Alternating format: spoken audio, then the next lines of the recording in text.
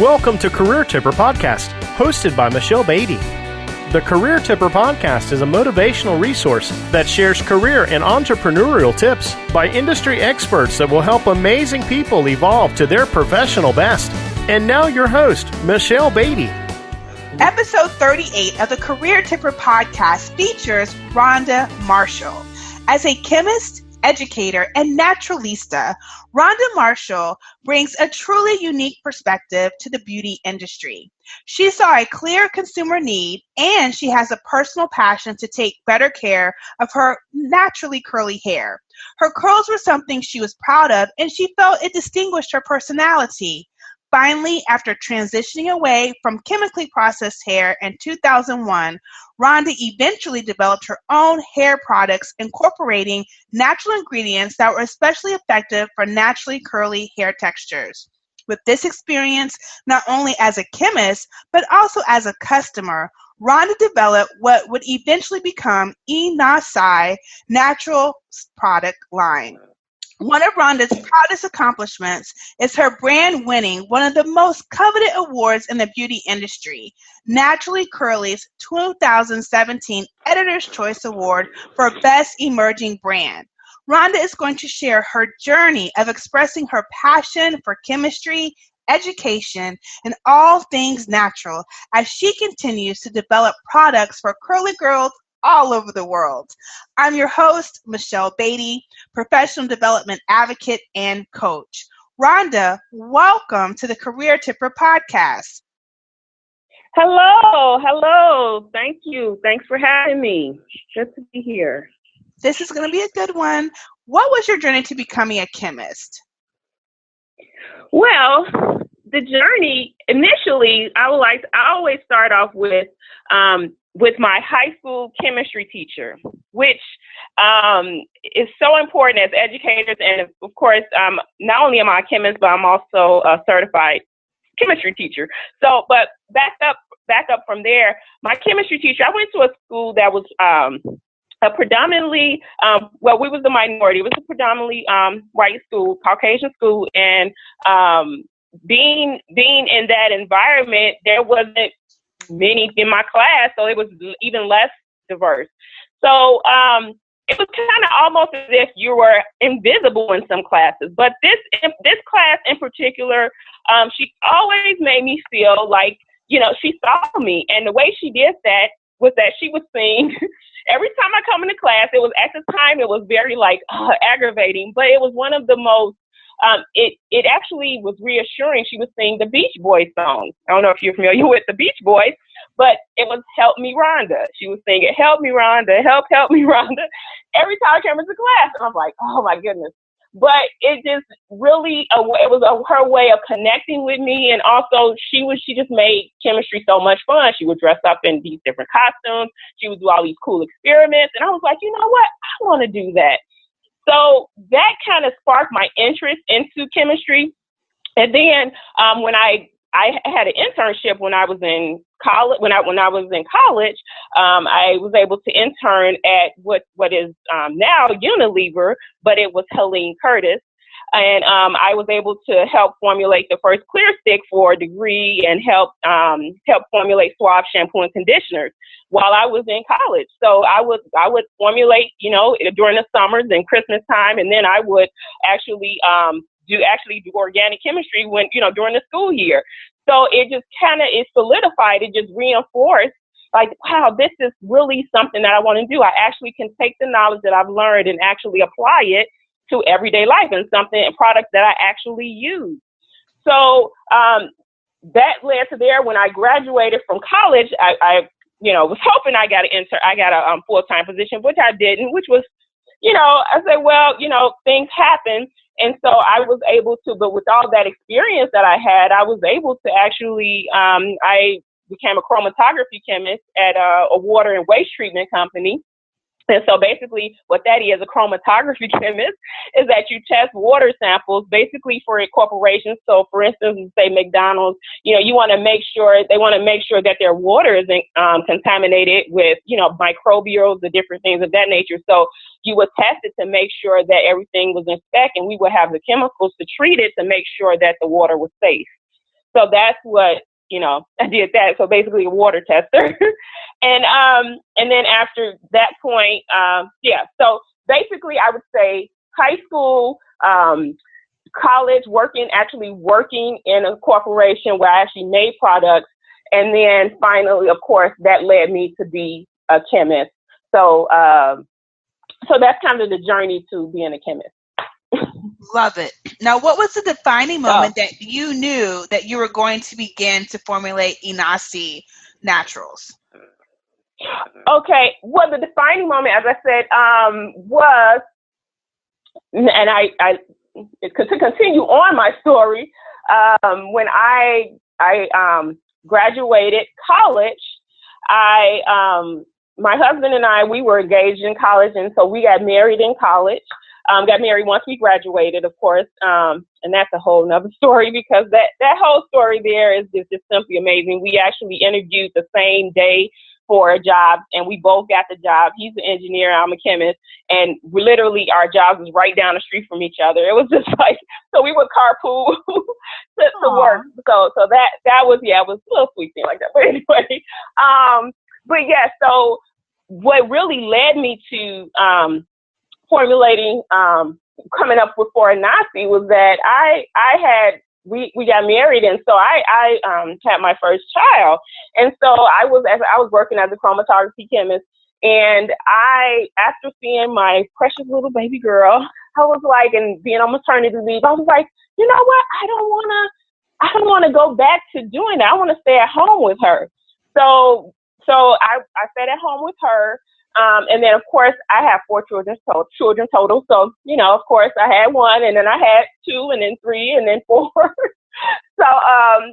So eventually when my youngest was school age, before my youngest was school age, I said, I want to go back to work. And so I wanted to, I love chemistry. I love science, but I wanted the flexibility of being able to be there for them, and being a teacher seemed like, you get summers off, and that was like the logical next step to do. So I actually, once I went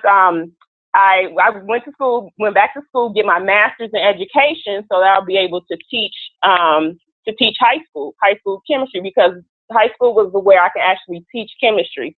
So in that case, it was exciting, landed my first job at a school district. And I was so excited. And the thing is that when I went there for, it's like, oh, you were hired, great. When I went there for the new teacher orientation, and the new people in the district, it wasn't just teachers, it was everybody who was hired in the district that year.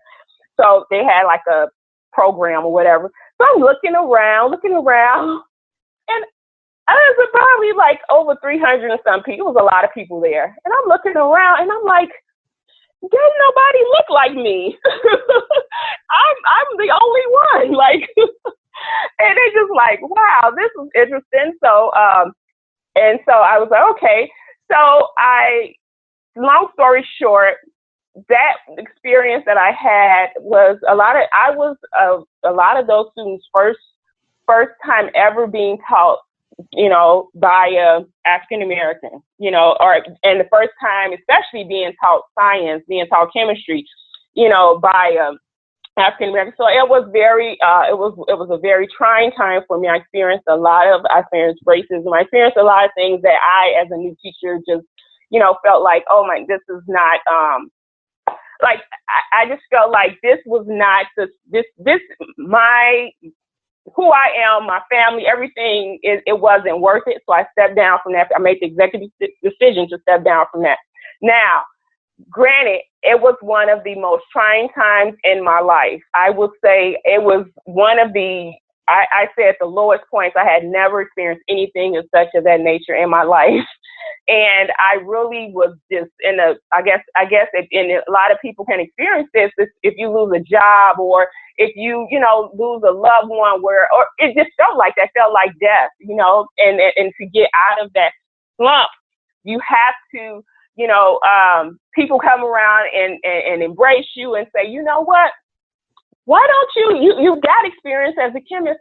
I have family, friends like, you know what, why don't you formulate your own products. Why don't you start your own thing? You know? And I was like, really? And I was so amazed. I'm like, people are out there actually making products and selling it. They were like, yeah, because, you know, as a chemist, we had checks and balances. You couldn't just, you had a notebook and you had to have sign off, and it was like a legal document. And you had to make sure your procedures were, I mean, it was like, you know, no holds barred. I had PhD chemists, PhD scientists that were training me. So, and when, you know, I had like friends telling me, yeah, people out here making products and they making it in their kitchen. And I was like, what? Making it in their kitchen? So, you know, and so it was like, yeah, I was like, okay, you know what? And I said, I'm going to start researching, because I had been natural for over a long time, you know, but I was just buying products, and I would like make stuff, you know, like kind of shea butter, just little stuff for me and my daughters. But I started to research, like, what is it that people are longing for? What ingredients? What are some of the main key things that curly girls actually desire and really want in products? And so I started to research is moisture. We want to be able, you know, that was length retention. You know, these different things. So I started to research ingredients that led up, you know, that would help to make these products be great. And so what I did, I actually just started, you know, giving it to family and friends. You know, I made it in my kitchen. Yes, I did. I said, hey, everybody else making it in their kitchen, I'm making it in my kitchen. But so, yeah, made it in my kitchen. I gave it to different people, and they were like, okay, I need more. Like, okay, so, but, you know, when you going to have more? And so it just kind of, it went from there. And then I said, you know what, let me do a test market. Let me go to an event. So I went to an event, Rachel event in Chicago. It's a natural hair event. I said, I set up a booth, and I said, let me sell it, see if people, we were receptive outside of family and friends, you know, because family and friends can be, you know, they be like, yeah, girl, that's good, give me some more, you know, they don't want to hurt your feelings, but you let somebody who don't, who don't know you, or who, you know, they like, look, they'll tell you the nitty gritty, but it was so successful that I was like, and my husband like, wait a minute, we need to, you know, we got to get an LLC, we got to get this business wise, we have to, you know, establish you know, and get the other side behind it. So that's kind of how Inahsi came about, and just the whole progression of that. So yeah. I love it. So I'm so happy you gave us the extended version. So that was nice. That was great. Now, through your brand, you encourage women to love the you that you were born to be. So what motivational advice do you have for curly ladies that want to rock their natural hair in the workplace, but reluctant for various reasons? Well, definitely, I would say, first of all, first step is self-acceptance. It's okay, this is my hair, and I'm embracing it, because no matter where you go or what you do, people can sense your confidence or the lack thereof. And so if you rock your curls and you embrace who you are, I say self-acceptance is key. That's the first step. Once you have that, it's also important that you have the knowledge, the education, because, yeah, we can say, okay, I love my hair, but then it's like, I love my hair, but I'm not going out of this house looking any kind of way. You know, so it becomes, then you have to get the knowledge piece, because the knowledge piece will say, you know, this will work for me, this product does not. So it is a trial and error, and it's also just knowledge and learning about your hair and what it likes and what it does not like. You know, once you have that, then, like I say, the confidence is Rock Your Curls. And actually, that's one of our products' name is Rock Your Curls. Because, you know, when you look at our jar, you know, some days you may have not a good hair day, but you know what? You look at that jar and say, I'm going to rock my curls. So the thing, those are three major things. I would say self-acceptance, I would say knowledge, and confidence. So key. So now, congratulations, because you recently released your first ebook, which is fantastic. So please share a glimpse of the tips that you share that helps fellow naturalistas like yourself, and I should say myself too, be more confident during their multiple transformation stages of going natural. Yes. So the book is basically it's telling you to embrace when you first go natural. Now what? I'm natural, so now what? And 6 transformations that happen when you go natural, and it tells you how to navigate through it.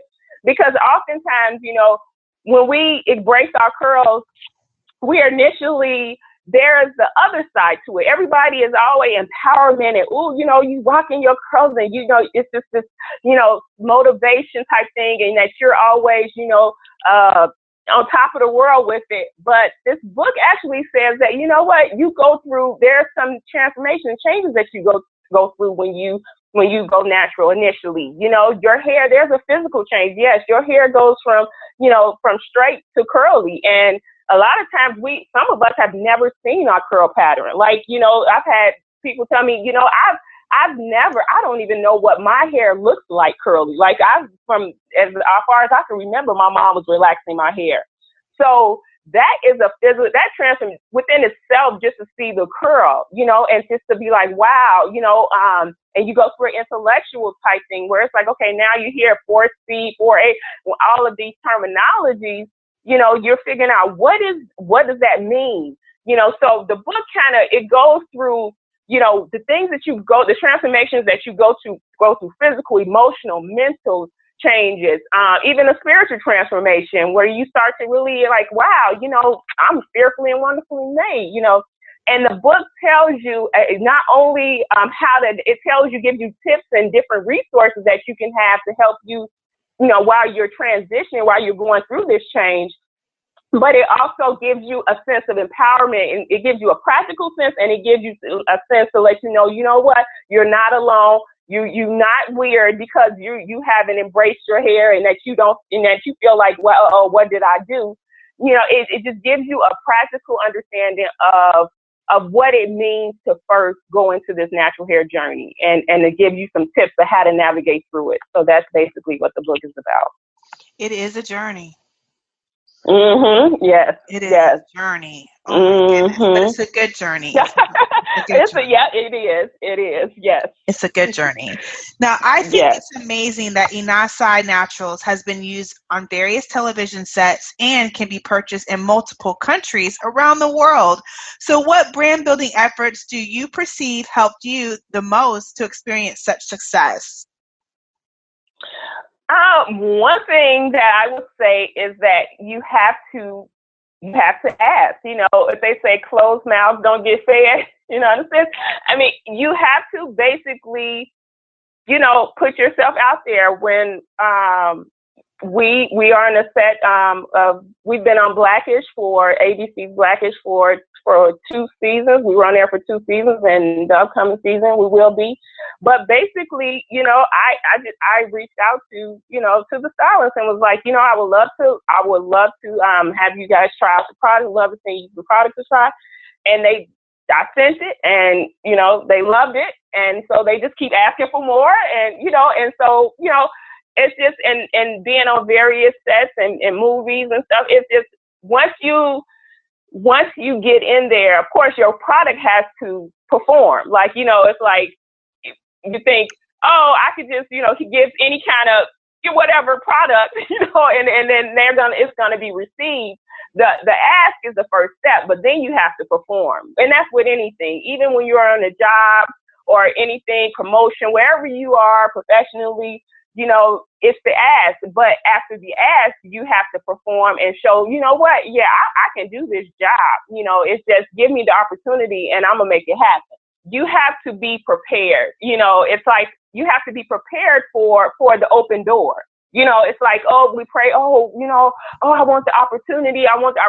But when the opportunity presents itself, are we ready? And so that's the key, is like, the open door. Even if it doesn't open, you still should be prepared, because when you ask, they may say, come on, I need it. And if you're not prepared or ready, then that's a missed opportunity. So it's being prepared. It's the ask, but it's also being prepared for the ask. That makes sense.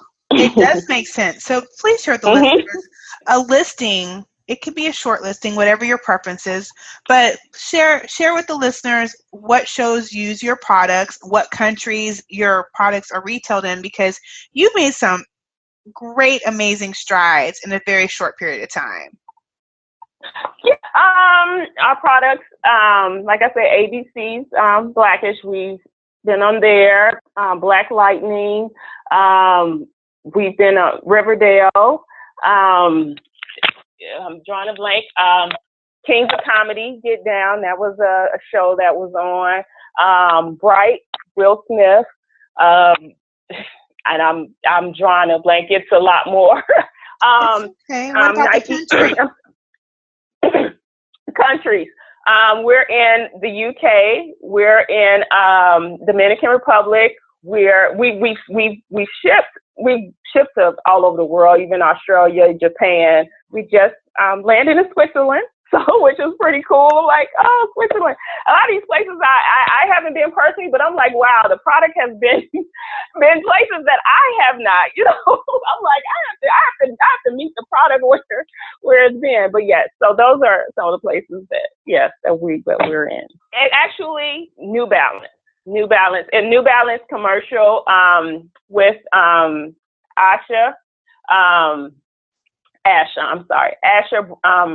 Asha, she's one of the pussycats from Riverdale. If you see the it's the gray, it's for their shoes, their gray gym shoes. She has an afro and she used our products in that commercial. So it's for New Balance Canada. Actually. That's fantastic. Now, why is it important for more professionals like yourself that has the knowledge, the skills, and the ability to demonstrate courage to be innovative through product creation? You know what? It is it is so important, and I think it goes back to what I was saying about the act and being prepared. Having the knowledge is key. It makes things more from the perspective of it makes it more valid. Like it's more rich. It makes the product rich. It makes you rich. It makes the customer rich, because if you have the knowledge and the skill, then it actually elevates the product. It elevates you, and who's ever using the product, it actually helps them to be elevated, because it's a package deal. You know, when you are innovation is so key. It's so key, because my thing is you always have to. Your customer is your customer is the premise of any product creation. So you have to be able to move with the tide. Okay. So whatever they're asking for, you have to be willing and have the knowledge and have the skills to be able to pivot, and to shift. I see companies, just look at now remember how everything was so like petroleum based, and remember our parents, they used different greases and all of those things back in the day. And now you see some of those same companies are now starting to use, more natural ingredients. They're listening to the audience, and we're demanding, that the customer is demanding, look, this is what I want. I want products that don't have parabens. I want products that, that's not going to clog my pores. I want products that actually is going to perform. I want ingredients that are good for me, good for my hair. And so when you're listening to your base, when you listen to the customer, innovation, and it's a natural progression. If you want to succeed and get ahead, and if you want to be the best and offer your customer the best, you have to shift. You have to, you have to get knowledge. You have to get skills. You got to do all of that. So, yeah. Okay. So please tell us more about the products. What makes Inahsi Naturals products different from the other brands out there? You know what really makes our products stand out, and I just ask the question, like, why do you keep coming back to our products? And they say your products do what they say. it's almost as if our mission and our message is we bring clarity to confused curls. Because a lot of times when people come to our page, they're like, I don't know what to do with my hair. I've tried every product in the book, and I'm at a loss. And I say, you know what? Here's our product. They buy it. It was like, I'm gonna try, and I get so many messages, and they're like, okay, I'm trying your product, and I'm gonna see, and I get messages back. Oh my goodness, your products are like a transformation. Like this one lady, she was like, oh my goodness, I had actually saw her at an event, and it was a networking event, and I had some products that I was sharing, I had to speak, and so I said, here, just take these products, and she took them on her daughter's hair, because she was just saying, my daughter never wears her hair down. She always wears it in a ponytail, and I don't know what to do. I don't know what products, and so I said, try this. I said, use this, and, in this order, and she did it, and she messaged me back, and she sent pictures, and she was so excited. She said, I am buying a full size tonight. She was like, my daughter, she said she wants to wear her hair down on the first day of school, and she just loves her hair. And hearing stories like that, it just melts your heart, because it's like, just to see somebody, they're able to embrace who they are and their hair, and they're not ashamed of it, and that we help to inspire that is, it's amazing. It's wonderful, and I love it. And that's one of the motivating factors, is to see people, embrace their curls, kinks, curls, and coils, no matter what. This is who I am, and I'm loving it, and we want to help you to celebrate that. Fantastic. Now, what is the product development cycle for your products? I know, like earlier, you were saying that you were so surprised that people were making their products in their kitchen. So yeah. You're like, what? That's not what I was. So, right. What is the product development cycle for your products? Okay, so basically, what we do, and like I kind of mentioned it before, is that we work backwards. So we say, okay, what does the consumer want? What are they asking for? So we'll do a survey, of our customers, or just do, we'll scope the market and see what is everybody talking about? What is it like, man, I wish that company would make this, or man, so I wish this. And so we that's where it starts. So then we work backwards to say, okay, so for example, say we're looking for moisturizing shampoo, which we have, something that doesn't strip your hair. So, you look at ingredients. So you're looking at, first of all, you want to make sure that the ingredients are, are the shampoo, is it going to, make sure that it's moisturizing. So you want to find ingredients that help to make it moisturize. You're going to make sure that, of course, you're not using any preservatives. So you're going to make sure your preservatives doesn't have any formaldehyde producing agents or anything that's going to cause any parabens or anything of that nature. So basically you're taking what the customer wants, and you're actually researching ingredients, because there's tons of even quote unquote natural ingredients where you're talking about like shea butter, or talking about different essential oils. There are different exotic oils. There's so many oils and so many various things that are out now that are really become like the buzz, the buzzwords, and people say, oh, I went to the jungles and wherever and got these different oils or whatever. So you want to make sure that you work backwards. You want to find out what the customer wants. Then you find the ingredients that meet those needs. And then you want to make sure that you're going to mix it up, according to your recipe, how to make it, make the standard shampoo. And then you're going to test it. You test it out on, you have testers.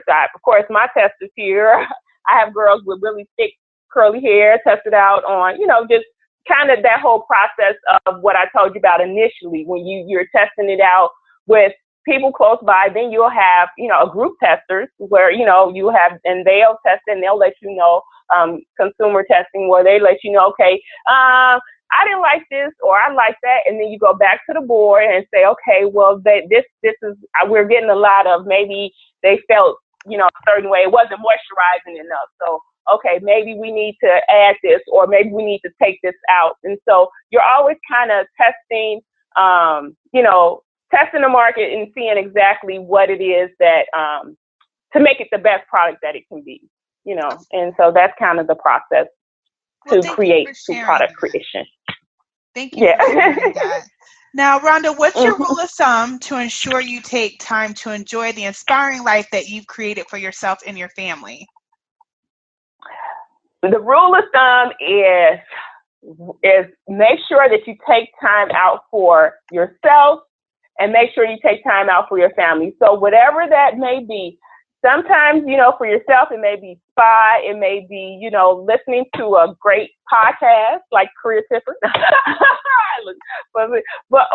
just anything that relaxes you or helps you to unwind, so that is a rule of thumb, is taking time out for yourself. And then for your family, we have Fridays, typically we have, family night. So we'll have takeout, we'll talk, we'll watch movies, whatever. We that's our time. And of course, we'll have other times too, but always setting a time out for yourself, even if you're married, for your spouse, doing date night, that's key. So just making sure that you take time out away from all of the other stuff and focus on what's really important, your family and your loved ones.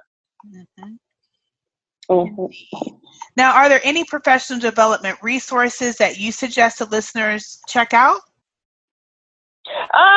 There's one book that I am reading, and I'm really engrossed in it. It's Blue Ocean Strategy, and it's Blue Ocean Strategy, and basically it talks about, in a nutshell, and I'm reading it now, but I'm just so engrossed in it. But it basically says that look for markets that basically hasn't been tapped into, and that's where. So in a market where especially in the hair industry, everybody it can be so clamorous, it can be loud with so much so many people in the space, where you can get kind of lost in it. But the key is to find that blue ocean where, it hasn't been tapped into, and that's where your success is, and that's where your bliss is. And, and even if you, not only business-wise, but you can even take that into life. A lot of times we clamor, it's a lot of noise going on, and our peace is found in the road less traveled. Because everybody, it's like wide is the road, everybody's on that wide road, but the road less traveled, or the blue ocean, is where your happiness, where your bliss is, and where you'll find the most success. I agree. Now, Rhonda, I appreciate you being a guest on the Career Tipper podcast. Thank you for sharing your time and your information. And we just end every episode. It's just our signature ending. We end every episode with you sharing your favorite quote or affirmation that keeps you creating career tipping moments. So what is that for you? The thing that comes to mind, the quote is, and it's so true, is people don't care how much you know until they know how much you care.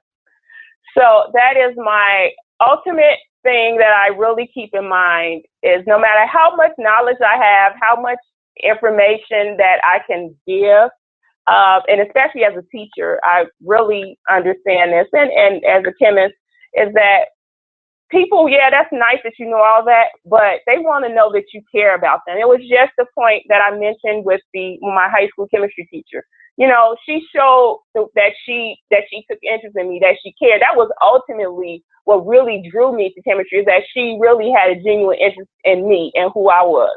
And so I always keep that in mind, is that people want to know how much you care, and then if they know how much you care, then they'll want to know, they'll want to know what you know. So that's mine. Yep. And how can the listeners get in touch with you? You can get in touch with me. You can go to our website, www.inahsi.com. You can go on there. We also, if you want to email info@inahsi.com. That's info@inahsi.com. And we're on all social platforms, Facebook, Instagram, Twitter, Pinterest. It's at Inahsi Naturals. So that's our handle for social. Fabulous. And you can find me, Michelle Beatty, at careertipper.com and on Instagram and Facebook at Career Tipper, on Twitter at CareerTipper1. Listeners, thanks so much for joining us today. If you enjoyed today's episode or any other episode of the Career Tipper podcast, please leave us a 5-star review on iTunes. You can also find us on Stitcher Radio and Spotify. Thanks so much, and wishing you a great day. And remember to be confidently you. Thank you for tuning in to this episode of the Career Tipper Podcast. We're grateful for our listeners and guests. For more resources about how to evolve to your professional best, share your comments and feedback about this episode and your suggestions for future guests, visit careertipper.com. Until next time, be confidently you.